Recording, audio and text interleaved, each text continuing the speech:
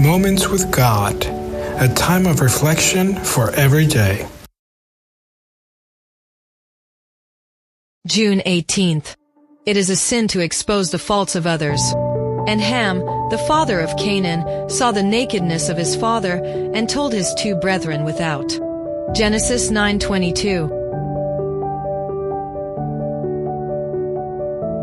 Spiritual maturity isn't just about avoiding falling, but about knowing how to act when others fall.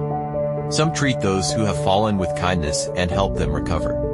But others casually spread rumors and even take pleasure in talking about the mistakes of others. Two attitudes toward the same situation. Which one do you use in such circumstances? We aren't always responsible for someone's fall. We aren't to blame if a brother or sister falls. However, we are responsible for amplifying their pain. In 2013, a young woman named Justine Sacco posted a tweet before boarding a plane. Her comment was inappropriate, racist, and offensive. It was a mistake to say something like that, but she never imagined that this mistake would cost her her job. During the flight from London to Cape Town, those 12 hours in the air allowed people to spread her tweet, and it went viral around the world. The consequences were devastating. Journalists were waiting for her. She had been fired from her job, and she faced sanctions for her comment.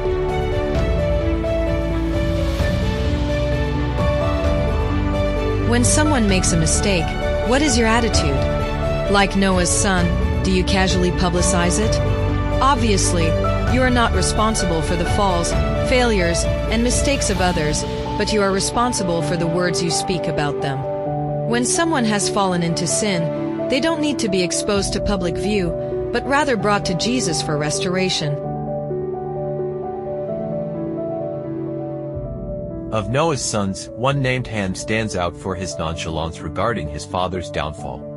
Noah had made a mistake, and his son was not to blame for that misstep. However, when he saw his father drunk and naked, pacing in his room, instead of covering him up, he went and told his brothers. This sin brought fatal consequences. When Noah later learned what had happened, he blessed his other two sons for covering him when he was naked, but he cursed him, and that curse haunted him for the rest of his life. There are consequences to what we say, consequences that can last a lifetime. Our mouths reveal what's in our hearts, and if we speak carelessly, it's because our hearts are corrupt. Even if we profess to be Christians, we haven't yet been renewed. We must help restore the fallen, instead of spreading their error. When we see faults in others, let us remember that we have perhaps more serious faults in our own eyes than the fault we condemn in our brother. Instead of publicizing his defects, ask God to bless him and help him overcome his error. Christ will approve of this spirit and course of action, and will open the way for you to speak a word of wisdom that will strengthen and help the one who is weak in faith. Amen. Thank you for listening to this audio.